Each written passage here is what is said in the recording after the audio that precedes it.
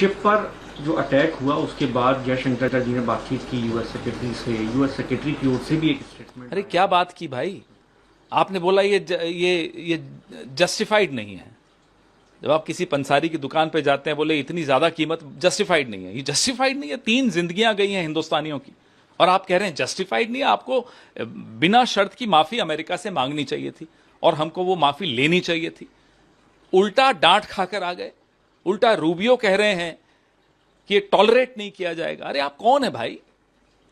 और अंतर्राष्ट्रीय कानून, अंतर्राष्ट्रीय नियम है, जिनीवा कन्वेंशन है 1949 की, एडिशनल प्रोटोकॉल्स हैं, सैन रेमो मैन्युअल है।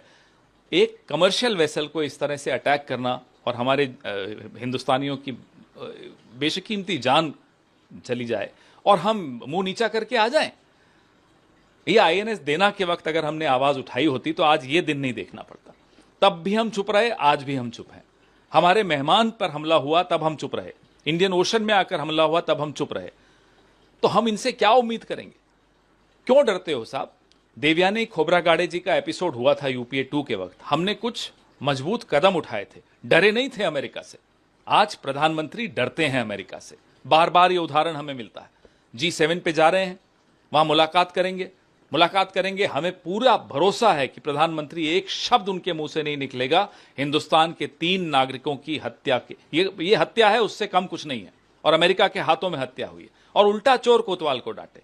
हत्या भी वो करेंगे, हमें डांटेंगे भी वो, और हम डांट खा के आ भी जाएंगे। क्या दबाव है अमेरिका का जयशंकर पर या नरेंद्र मोदी पर? यही तो हम बार बार पूछ रहे हैं। ये ऑपरेशन कीचड़ का एक और नया अध्याय है। जहां जहां भारतीय जनता पार्टी जाती है, राष्ट्रीय स्वयंसेवक संघ जाता है, वहां ये कीचड़ शुरू हो जाता है। और बिना कीचड़ के इनका कमल खिल भी नहीं सकता। जहां इनका कमल खिलेगा वहां कीचड़ आएगा, जहां कीचड़ आएगा वहां इनका कमल खिलेगा। और अगर इनमें से कोई भी ईडी सीबीआई से बचने के लिए बीजेपी की तरफ चला जाता है, उनकी वॉशिंग मशीन की तरफ चला जाता है, सब ठीक है, सारी फाइलें बंद हो जाती हैं। ये महाराष्ट्र में हुआ, ये अब बंगाल में होता हुआ दिख रहा है, और कई राज्यों में आपने ये होते हुए देखा। राहुल गांधी एक कैंपेन लॉन्च कर रहे हैं, आप 4 अलग अलग राज्यों में जो है मुलाकात करेंगे बच्चों की। इसका क्या ऑब्जेक्टिव? आज भारत का नौजवान बहुत रोष में है, दुखी है, उसको लगता है उसके साथ धोखा हुआ है, और हुआ भी है। उसका पूरा भविष्य अंधकारमय हो रहा है। ऐसे में राहुल गांधी एक ऐसे नेता साबित हुए हैं इस देश के, जो उन नौजवानों के साथ खड़े हैं, उनकी आवाज़ उठा रहे हैं और सरकार पर दबाव बना रहे हैं।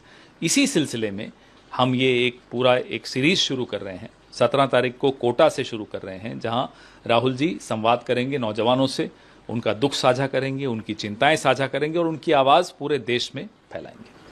मीनाक्षी नटराजन मामले में अब कांग्रेस पार्टी, क्योंकि हमने देख लिया प्रदर्शन भी आप लोगों ने कर लिया, हालांकि अब वो सीट तो आपके पास नहीं रही, लेकिन भविष्य में ऐसी चीज़ें ना हो, और आगे क्या इस मामले पर अभी आप कोर्ट पर उम्मीद रखेंगे? भविष्य में ऐसी चीज़ें तभी ना होंगी जब भारतीय जनता पार्टी को केंद्र सरकार से बाहर किया जाएगा।